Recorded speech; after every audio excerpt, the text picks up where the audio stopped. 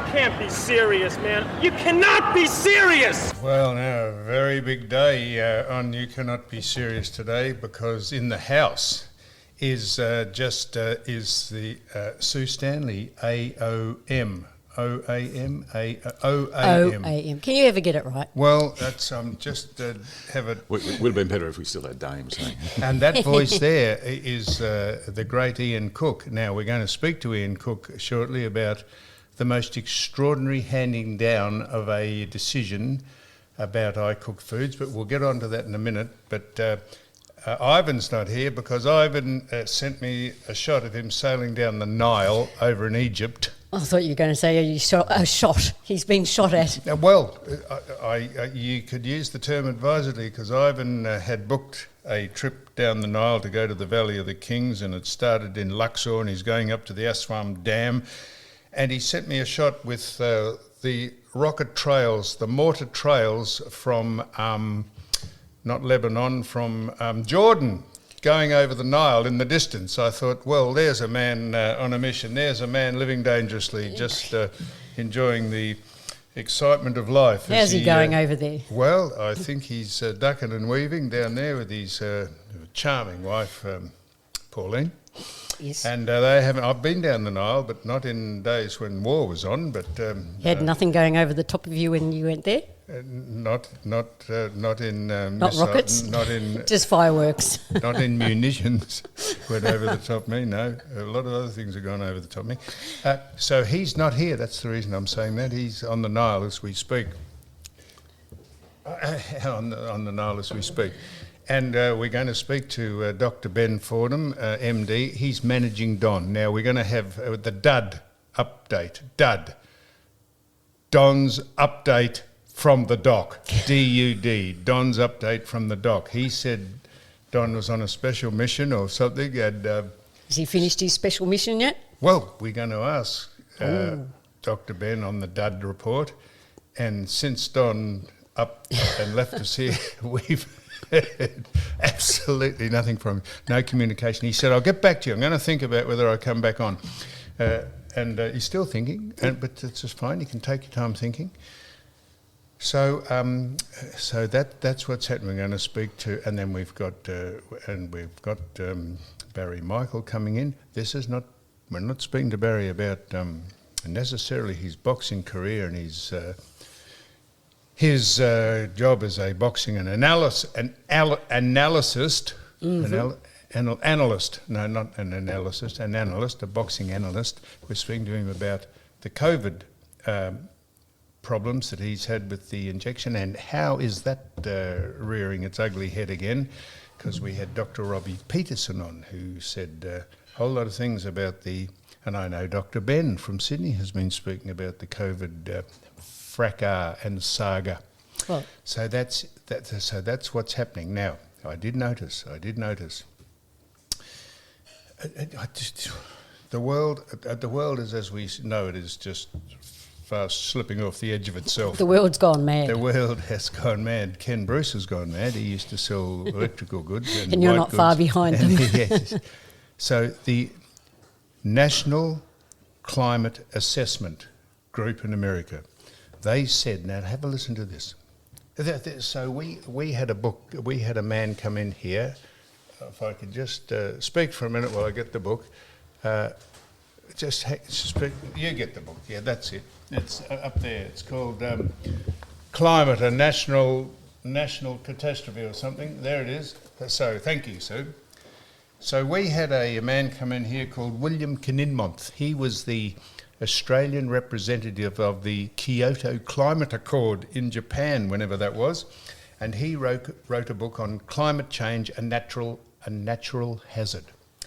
And he said that the nonsense going on about climate change and global warming didn't say that it wasn't happening, but it said it wasn't due to all the political bias and activism.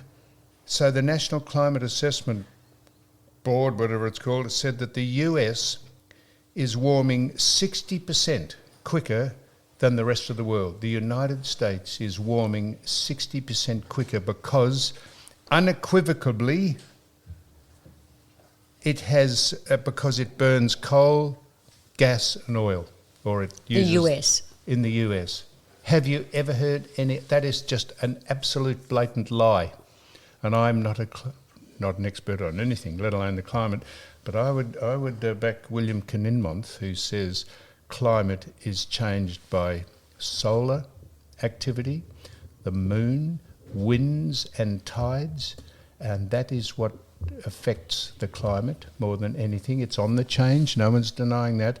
But to say the United States is responsible for 60% of the global warming, this is excluding China, who are building, I think at the rate of 2 a week, coal-fired power stations to power their country, and have about 1,500 in operation. They take every bit of coal that we mine from Western Australia and up in that area. They take every bit of coal to fire up their power stations, and to say that the rest of the world is behind the United States, 60% of global warming, it is extraordinary nonsense. You couldn't believe it. Well, because... But where do you get this stuff from? Are you sitting there just watching TV in your apartment there? Yes, thank you, Don. That's exactly what I do. I watch, you glean these things, and we don't get biased reports from one organisation who push a particular stance. We go right through the whole lot. We watch Al Jazeera. If you want to get a take on what's going on over in the Middle East, have a look at Al Jazeera.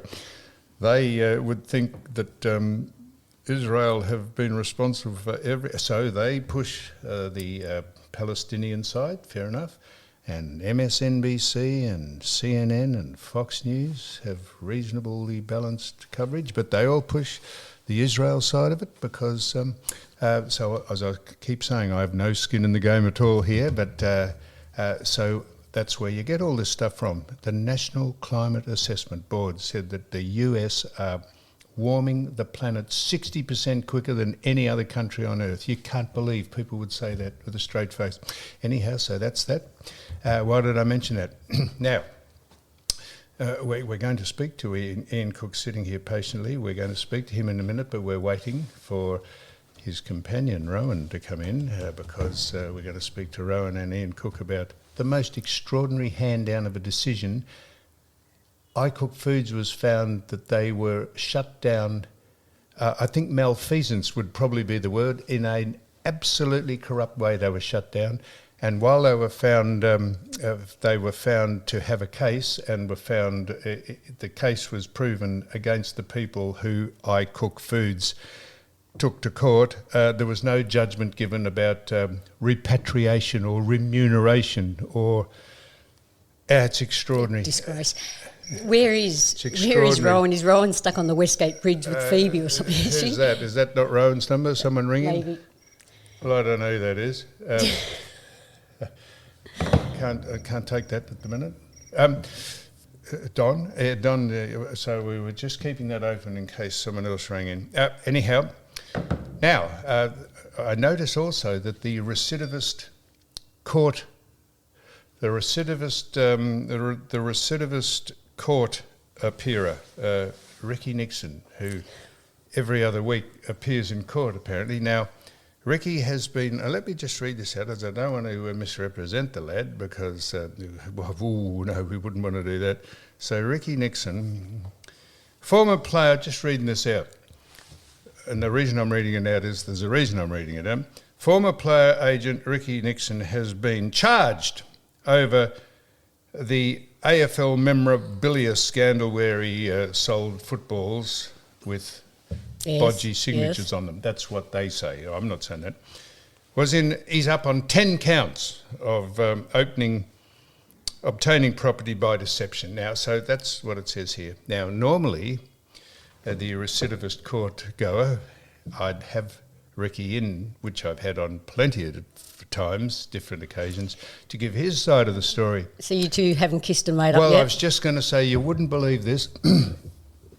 We had a separating of... parting of ways. Parting of ways. We didn't have an area of détente. We had a separating of ways because Ricky, let me be careful what I say here. Ricky said that. Doesn't matter what he said. No, it does matter what he said. He said that, which caused a bit of a scuffle out the back of a venue that I was speaking at when he shortchanged me. That's what he did. And he apologised for saying he did that. Right. So we have ceased, this person here speaking and this podcast has ceased a relationship with Ricky Dixon, or we'd get him in to speak about it and he could defend himself once again about all these things. But that's why he's not in here, because because you haven't kissed a mate. I know, and I will not be doing that. I've dissociated myself from him. Grow up. And he knows that. I should grow up, you think? You reckon? Okay. Well, who's going to be the bigger man? So I should say to Ricky, no, mate, that's fair enough. We had a bit of a scuffle out the back, and you told absolute fibs about what...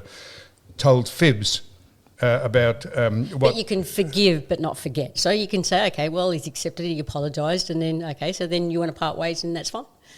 But it's not because you don't want to deal with anything, but you've got over it. Can you get over it? I tell you how much I've got over it. I'm not getting him in here to... normally we give him an opportunity to give his side of the story, but no, he's... Well, that's pretty good for you anyway. At least you haven't gone on your rant on that. You're pretty mellow on that, which is good. You might be learning. I don't know. Well, all right. Yeah. Well, he won't be in anyhow. Normally he would be in and we'd say, what's going on here? But because he dudded me, he's up in court. Goes a rant. He's up in court now because they say on 10 charges he's dudded someone else. I don't know if that's true. I'm only reading the report in the paper. Fair enough. Anyhow, so I did say, that I was going to mention him. But so now, what I'm going to do now is I'm going to speak about Ron Barassi's funeral, memorial service, which was fantastic. But right now I'm going to say we've got Rowan and Ian in here about I Cook Foods. And I want to say this, you can level some criticism at the Andrews government on a whole range of different things, from the COVID saga and the nonsense where they closed the state down. We were the laughing stock of the world, not just Australia, the world. They have weaponised the police against people who weaponised the police force to lumber and apprehend people who might have been walking three abreast out when the COVID thing was on and not wearing a mask. I had some experience of that when I said, if ever you were going to march up and down Burke Street about the COVID thing, this would be a good thing. And they came and said, was I organising a march? They've had election fraud, which has been well documented. They've had a $2 billion overrun of all their government projects, $2 billion overrun, not a $2 billion package. That's an overrun of all the things that they've done. They've dudded the community on the Commonwealth Games and we've had to pay for the compensation. They cost us $1 billion when they cancelled an Eastlink freeway that was going to be put, but because they thought they'd try and get into government by appeasing a small section of the community, that we had to pay a bit. So it goes on and on. But if you want a better example of how corrupt this government, on actually a national level, it started in federal parliament and it filtered down to the state government, and then it filtered down to local government, the Dandenong Council, who... this is why I'm saying this. I Cook Foods were put out of business by the most fraudulent and corrupt distortion of putting a free enterprise company out of business so that the government-run community chef would take over the franchise that I Cook Foods had nurtured and perfected and had employed 38 to 40 people, some of them disabled people, some of them with special needs. They had employed them to package their food, and they were the subject of complete and utter dishonesty by a slug being planted in the factory of I Cook Foods, people lying, Brett Sutton, the health minister, was moved onto the CSIRO, and I think the government said he couldn't be sued because they got supposed to passed a special act of parliament. This might be a fraction over the top, but I think all this is pretty right. And Dan Andrews, who was the health minister at the time and since became the premier, this is the most disgraceful example of government corruption. And I Cook Foods went to court, were found in that the judgment was found in favour of them, but no compensation. This is extraordinary, and I hope, I'm going to ask him because he's sitting in front of me, I hope that they challenge that decision and take it to whatever court is the highest in the land or the world or wherever. And if you need to try and make sure that justice is done, maybe we could, I don't know, they should start a GoFundMe page, which I'd be happy to contribute to, because they need, I'm not saying this, but I'd reckon it's going to cost them a bit to appeal. This is the most disgraceful thing that's happened to a free enterprise company at the behest of a socialist, communist government almost, to run out of business, a properly run and augmented company. So, having said all that, Ian Cook is here, and what are you doing, Rowan? Rowan's... Cookie Monster officially. You're a cookie monster. Yes. Just tell us why you're a cookie monster, because... There's the Mulgrave by-election. Yes. And so the Cookie Monster is in support of Ian and has been out there waving at traffic and giving out how to vote cards and winning over the kids and the mums and the dads even. Yeah, good on you. So, Rowan, we will take a photograph. We'll do a video view of the Cookie Monster and your hat on in a minute. Looking forward to it. And that'll be good. And but you're here to back Ian, of course. You have been all along. Correct. And 4 we years. have been too. We've been doing this for 4 years. And Ian, thank you, Sue. That's Sue's handling the phones. Ian, welcome to You Cannot Be Serious, mate. This must have been a bittersweet decision that was given to you. It's a kick in the guts in the end, because all you wanted to do was be recompensed fairly for the trauma and the angst that they've put you through, this government. Yeah. Hi, Sam. Yes, you're right. Almost can't add to that, but it's also not just about me. Yes, we would like to be put back where we were, and it has, it's been four difficult years, there's no doubt about that. But there's also a few of my employees who could never work again, who also should have got something out of this, and we would have happily looked after them as well. As you said before, a couple of them were disabled. One in particular, Ingrid, couldn't get another job. She was the deaf girl that worked with us. So there were a lot of people that were hurt out of this corrupt activity, and it was a terrible judgment. So the decision was that that the government was found complicit. Don't want to put words in your mouth, but No. the government was found complicit in just overseeing all this, and the judge or the judgment was that you were absolutely correct in suing the government because of what they did. But there was no reparation or no compensation for you who have spent millions of dollars defending yourself rightfully about this, having to set up elsewhere, and just looking to have justice seen to be done, not only seen to be done, but actually be done. It's an extraordinary decision. Yeah, you're absolutely right, Sam. And it is. So the decision was, or the declaration that the judge made when he handed down his decision was that the closure was invalid. So, which is what we'd said all the way along. So that'd be another word for dishonest. Yeah, you can put whatever you like into it. Well, I would say Unlawful as well is another one. Unlawful. It was against the law. It wasn't allowed under the law. that's dishonest. Yep. Right. Yep. Totally. Okay. I was asking you about the political ramifications of this in a minute. Go on, Ian. Well, yes, it was invalid. So then, when you think about it, the decision to close, Sutton was either he was acting in good faith, he was negligent, or he was reckless. They're like the three levels that they talk about in law. So, given that they've said it was that it was invalid, then obviously he was negligent. But negligence doesn't get damages. Only recklessness gets damages. Now, you ask the average person in the street, want to give me the difference between negligence and recklessness? I mean, this is a fine point of law where you've got a judge saying that he can get into the mind of Sutton. So he he has to, from the evidence, get into Sutton's state of mind. So, without beating around the bush, if you are the health minister overseeing the true diligence of companies and the health of the state, and you are reckless, reckless in your discharge of your duties, I mean, holy mackerel, you can put any word, you can be pedantic about what you call it. If you are reckless and you are the head of the health department and your company goes under because of a reckless decision, that is not only incompetence, that is corruption in the extreme. Yeah.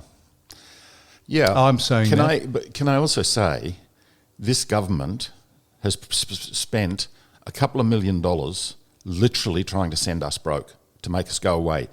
They're supposed to be model litigants. There is federal legislation, there are state guidelines that say a government has to act in a certain way. And spending millions defending a wrong position is not what they're supposed to be doing. What about the Dandenong Council and their employees who were sent along to oversee the cleanliness or the performance of your company? The slug that came out, the slug that came out of the tissue paper or the piece of Kleenex that was onto the floor, that was found to be absolutely fraudulent. Yeah. It was found to be a campaign to put you out of business in favour, not in favour of another free enterprise company, but in favour of a government-run company who not only went out of business not long after they took it over, but cost the taxpayer a fortune in actually propping up a company which wasn't capable of taking over the program and the ability that you had. Yeah, absolutely. I mean, Community Chef has lost literally millions. It cost, nearly $30 million to set up. It never made a profit. Oh, sorry. Yeah, no, it never made a profit. It lost millions, and when the government finally took it over again, they had to pay out I think it's the ANZ Bank, something like $8.5 million to finalise its loans. So it's extraordinary. Now, Rowan. Rowan, Sam. So you are dressed up as the Cookie Monster because there's a campaign going on here for a by-election for Dan Andrews' seat. Correct. And that's on Saturday? This Saturday, yep. And it's honk for Cook? This time it's honk for Cook, yeah. Honk for Cook. You're standing on the corner. I tell you, I'll give you great credit for doing that, mate, as long as putting that mask on. The mask helps, I can tell you. What's that? The mask helps, I'll tell you. Yeah. It does, yes. So no one knows what you look like. I know what you look like. So it's honk for Cook. What realistic chance have of making any headway into who are we standing against? Well, effectively against Labor. The candidate's the mayor of the council, if you could believe that, ironically, Eden Foster. So the Dandenong City Council mayor has stepped down, is now running against Ian. So was the mayor, the Dandenong mayor, part of all this? No. So we won't implicate Well, him. she has had the opportunity to do the right thing, though. What's her name? Eden Foster. Oh, Eden, She sorry. has had the opportunity to do the right thing since as the mayor, but they're refusing to engage with Ian at all and to resolve the issue. But look, Ian ran at the last state election. Yes, I know and that. As the first candidate, he got 40% of the vote against the Premier, which was quite extraordinary. And the Premier promised at the time he'd do 4 years. Nobody believed him, of course. But Ian said, listen, if he steps down in the 4-year period, I'll run again. And true to his word, that's what Ian's doing. And in the meantime, cancel the Commonwealth Games. If all this had come to light, maybe the results may have been different, because we'll get on to whether Dan Andrews will ever be admitted to a golf club again. I have an opinion about that. You might be surprised at my opinion about Dan Andrews not being allowed to be a member of a golf club or being blackballed. You might be surprised at my opinion about that. But seriously, Ian, it's what do you think? Have you done any polling about this? What do you think your chances are this time? Look, just standing on the pre-poll, which has been fairly quiet, but a lot of people are still coming through. The support is there. I mean, there's an awful lot of people that come up to me and say, we're going to vote for you, and we think you'd make a great, a great representative for the seat of Mulgrave. Strangely enough, this you'll probably think, what are you talking about? This is not a political. This is non-political. This is the fact that, well, a government, I suppose that's political, but a government can put out of business absolutely dishonestly and fraudulently a free enterprise company. It wouldn't matter if it was Liberal, Labor, the Greens. This is just an extraordinary thing. It can happen to you. It can happen to anyone that ramps up a company, is successful, and a government organisation or entity wants to take it over, and they just ride roughshod over the people and the principles of the company, and they put them out of business. And that's what this is about. It's extraordinary. Yeah, look, just harking back to the decision and that, if this decision stands, everybody in Victoria should be extremely nervous, because you have a situation where this government can put whoever they like out of business and there are no consequences. And that is a dangerous position to be in. Well, I mentioned, Rowan, all the other things that government have been hopeless at and corrupt at, but this to me is at the top of the list.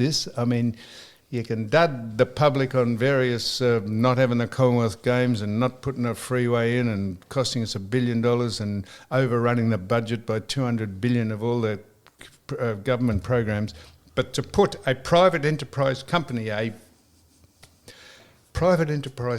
out of business for purely political reasons. I said this is not political, but it can. Any government could do this if they wanted to, but it just happens to be the state Labor government, complicit from the top. I said it started with, I think, Anthony, I might be wrong here, it started with Anthony Albanese in a certain aspect in federal government, and it came down to Dan Andrews when he was the health minister, and then it was shoved over to the Dandenong Council, and then Brett Sutton closed you down illegally. I'm saying illegally because he was found to be reckless. If you could tell me the difference between any of those words, they're all just, you look them up in a thesaurus and they'll all mean the same thing. And it is just amazing. And I don't know, you're sort of like I know you won't want to be linked to this, but you're like the Donald Trump of how you've put up with this. I don't know how Trump's put up with what he's put up with, but how you've put up with this for 4 years and are still sane is beyond me. It's yeah. Well, you've just got to double down, and you just have to keep going. I mean, the other option is to crawl in a corner and go away, and I'm not going to do that. The option is to sell your soul and just walk away. And if you think you're right, you should go on with it. And it's easy for me to say because it's a money thing, it's a financial thing. But as I say, I don't know if you have a GoFundMe page, but if anyone should start one. You should, and if you want to launch a GoFundMe page here somehow, I don't know what the criteria are for starting the GoFundMe pages, but we'd be happy to start that for you. So, is there anything else? When is the appeal? Is there an appeal coming up? What are you doing? There are some legal things that they're chasing. We're issuing against the council next week, and issue against Elizabeth Garlick, the woman accused of planting the slug. So we're suing her personally starting next week, and suing the council next week as well. There's also some stuff that we're still doing with the state government. And of course, the focus right now is the by-election on Saturday too, where Ian is a real chance, actually. If you look at the numbers, Labor's sliding badly. They're worried. Stephen Conroy was on Sky News the other night talking about how it's going to be incredibly tight. That's Labor code for we're in real trouble. They've certainly they've paid paid volunteers, not really volunteers, of course, but they're paid people who are down there trying to flood the booths because I think they're worried that their vote's on the slide and Ian's is on the increase. So who knows? Also the donkey vote. Last time they had the donkey vote, so this is important. I won't get into the weeds here, but the donkey vote meant that if you went 1, 2, 3, 4, 5 just down the list, Andrew's got the vote. But now they've done it actually randomly, and Ian's above Labor, so that will help 3 or 4% as well. So the donkey vote, it's a very big vote. The donkey vote. Most and if people want to in help, the community are donkeys. They can be some of them. They're tree swingers. That's right. And look, if people do want to help, iancook.com.au. If they want to help out we do still need to do donations between now and Saturday because we're still paying for ads and we're booking ads that we want to pay for. So if people, I know it's very tight out there, but if people do want to help Ian, give him a little push for now, that might help enormously. It is beyond. It is beyond repute. Is that the? It is beyond the slug was actually that was planted in the business on the floor of your business. It came out of a tissue. No one had ever seen it. They said a slug couldn't possibly survive in the way that business was cleaned and the chemicals used. There was forensic evidence given, all that. How you can say that the slug just appeared there? It was absolutely planted, and that is beyond reproach. And that's why the case against council is going to be so good, because we actually have slug experts who've had to pay for it, who've Slug come in experts. and gone, there is no way this slug got on that floor naturally. It didn't crawl in there. It would have died before it got anywhere near there. Somebody's planted it. And the photograph was doctored. That's right. They removed the tissue paper. They just showed you the slug, and then someone luckily had the transparency of the photograph. On every aspect, it is so corrupt and so dishonest. It is amazing. We actually had a specialist in computers, and they ran this really long program that actually goes down and tells you who has tampered with evidence. So the photos and then the videos, the body camera videos that we used to charge me, when they ran this program, they got the username and the password of the person who tampered with the evidence. Guess who it was? Elizabeth Garlick. And she is up. She is up before. She is up before court. And, so she, as Rowan just said, I'm issuing next week for malicious prosecution against the City of Greater Dandenong. She'll be asked to give evidence. No, she'll be sued. She'll be sued personally, but yes, she will still have to give evidence. Under threat of perjury. Yep. Correct. And if she perjures herself, that is more than serious. That is 25 years. It's a crime. So anyhow, we wish you well. Thanks for coming in and giving us an update. I don't know if there's anything else you'd like to say, but we've been on this for 4 years only because we think there's a absolutely manifestly wrong decision and wrong account of what's going on. And so good on you. And I hope on Saturday, go on, what? We just want to say thank you to you and your listeners. Actually, Ian made a point of that. I mean, it's been amazing the support you guys have all given us and girls have all given us. It's been incredible. Well, I had a mental block. The man who wrote in the Herald Sun. Mick Warner? Mick Warner and, I know him so well. The man that does criminal stuff as well. Andrew Rule. Andrew, I'm so sorry, Andrew. I just had a mental block there. Andrew has written about it extensively. He's been fantastic. Mick Warner, Ben Fordham, Dr. Ben I just mentioned heard that it actually this morning. Yesterday. Someone told me this morning. So everyone's onto it. You had a case. Channel 9 did a program on it. Under investigation. Under investigation with Liz Hayes. Correct. I mean, everyone, we can't be the only people out of step. There's got to be something happens about this, and for the integrity of our system, our legal system, and fairness, a judgment must be found in your favour, which it already has been, but you must be compensated for it. Anyhow, thank you very much for coming in, and we're going to, don't worry, Rowan, we're going to get a picture of you with the bloody hat on you, and if you see you out on the street, honk for Cook. We'll try and get him into Parliament. Thank you very much. Thanks, Sam. Oh, I pressed the wrong button.